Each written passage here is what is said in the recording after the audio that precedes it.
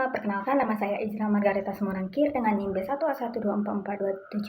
Di video kali ini saya akan membahas satu jurnal yang berjudul Pengaturan Hukum Pengelolaan Lingkungan Hidup menurut Deklarasi Stockholm tahun 1972.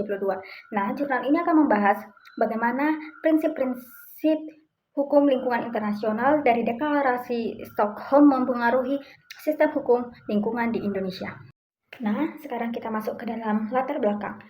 Kerusakan lingkungan global semakin parah, dimulai dari terjadinya pencemaran udara, kerusakan hutan, perubahan iklim, sampai bencana alam yang makin sering terjadi dan tidak dapat dihindarkan. Oleh karena itu, pada tahun 1972, Perserikatan Bangsa-Bangsa atau PBB mengadakan konferensi lingkungan pertama yang disebut United Nations Conference of Human Environmental di Stockholm, Swedia.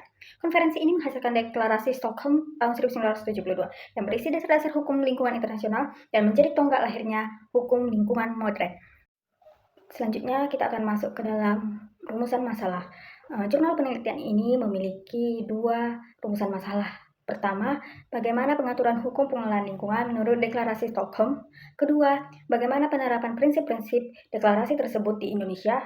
Selanjutnya kita masuk ke metode penelitian. Jurnal ini menggunakan metode penelitian yuridis normatif. Nah, metode yuridis normatif itu menggunakan bahan hukum primer dan sekunder. Bahan hukum primer terdiri atas Undang-Undang Nomor 32 Tahun 2009 serta Deklarasi Stockholm. Sedangkan bahan hukum sekunder terdiri dari jurnal-jurnal, buku-buku, dan literatur hukum lingkungan lainnya. Baik, sekarang kita masuk ke pembahasan, yaitu pertama, pengaturan hukum pengelolaan lingkungan hidup menurut Deklarasi Stockholm.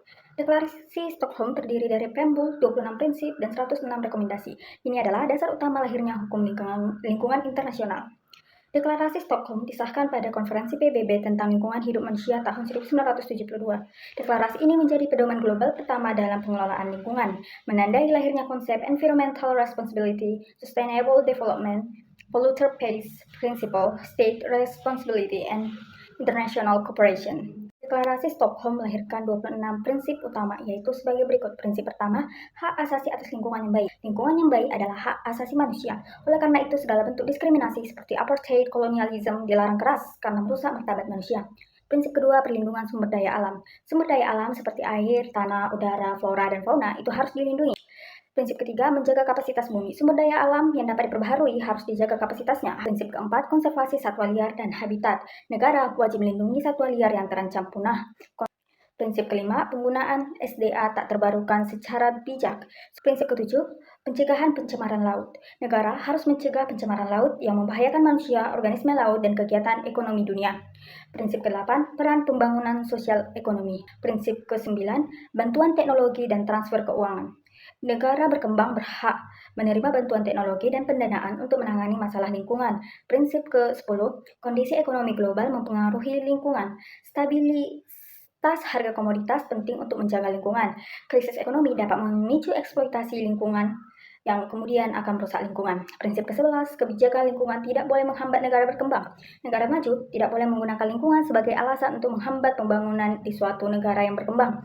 Prinsip ke-12, penyediaan sumber daya untuk lingkungan. Negara berkembang harus mendapatkan akses dana dan teknologi untuk kelestarian lingkungan. Prinsip ke-13, perencanaan terpadu lingkungan harus dimasukkan dalam perencanaan pembangunan nasional. Prinsip ke-14, perencanaan rasional perencanaan digunakan untuk mencegah benturan antara pembangunan dan kelestarian. Prinsip ke-15, pengendalian urbanisasi dan permukiman. Prinsip 16, kebijakan pertumbuhan penduduk. Prinsip ke-17, pembentukan lembaga lingkungan nasional. Prinsip 18, pemanfaatan sains dan teknologi.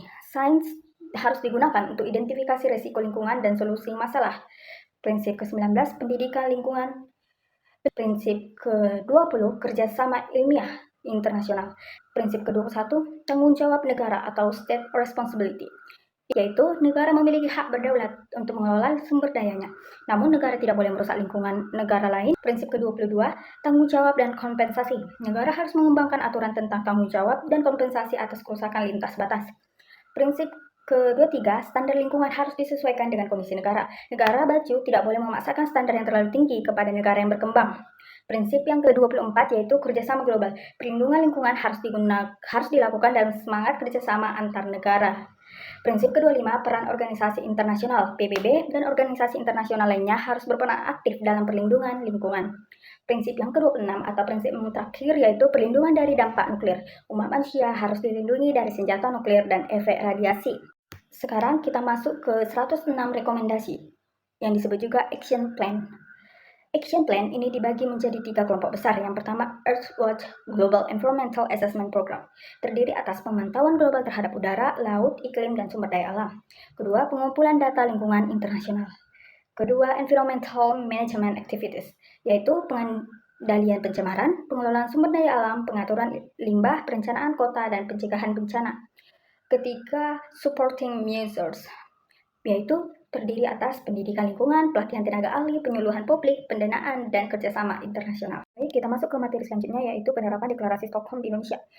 Deklarasi Stockholm memberikan pengaruh besar bagi hukum lingkungan Indonesia. Setelah konferensi tersebut, maka tahun 1982 Indonesia mengeluarkan Undang-Undang Lingkungan pertama, yaitu Undang-Undang Nomor 4 tahun 1982. Tahun 1997 diperbaharui menjadi Undang-Undang Nomor 23 tahun 1997. Tahun 2009 diperbaharui lagi menjadi Undang-Undang Nomor 32 tahun 2009 tentang perlindungan dan pengelolaan lingkungan hidup yang masih berlaku sampai sekarang. Selain itu, pemerintah juga membentuk berbagai lembaga, misalnya PPLH, yaitu Pengawasan Pembangunan dan Lingkungan Hidup. Kedua, KLH, Kementerian Lingkungan Hidup. Bapedal dan Bapedalda. Keempat, lingkungan masuk dalam GBHN sejak 1973. Pasal 3 UU PPLH menetapkan tujuan pelindungan dan pengelolaan lingkungan hidup, antara lain: 1. Melindungi wilayah NKRI. 2. Menjamin keselamatan, kesehatan, dan kehidupan manusia. Ketiga, menjaga kelangsungan makhluk hidup dan ekosistem. Ketiga, mempertahankan fungsi lingkungan. Keempat, mewujudkan keserasian dan keseimbangan lingkungan. Kelima, memastikan keadilan antar generasi. Keenam, memenuhi hak atas lingkungan hidup yang baik sebagai HAM. Ketujuh, mengendalikan pemanfaatan SDA secara bijaksana. Kelapan, mendukung pembangunan berkelanjutan. Dan kesembilan, mengantisipasi isu lingkungan global. UU PPLH juga mengakui 8 hak masyarakat, yaitu 1.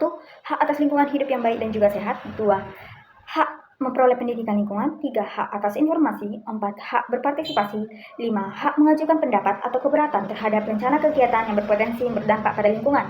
6. Hak berperan dalam upaya perlindungan dan pengelolaan lingkungan. 7. Hak menyampaikan pengaduan atas dugaan pencemaran atau kerusakan. Dan ke-8, hak untuk tidak dituntut pidana atau perdata saat memperjuangkan lingkungan hidup yang baik dan sehat. Nah, secara umum, pengelolaan lingkungan hidup merupakan upaya terpadu untuk menjaga kelestarian fungsi lingkungan melalui penataan, pemanfaatan, pengembangan, pemeliharaan, pengawasan, dan juga pengendalian. Baik, di penghujung video ini dapat kita tarik suatu garis besar bahwa Deklarasi Stockholm yang dilaksanakan tahun 1972 di Swedia merupakan suatu landasan atau dasar dalam pembentukan hukum lingkungan internasional. Dan juga deklarasi ini sangat mempengaruhi hukum lingkungan di Indonesia. Baik, sekian pembahasan dari saya. Jika ada kesalahan kata, mohon dimaafkan. Terima kasih.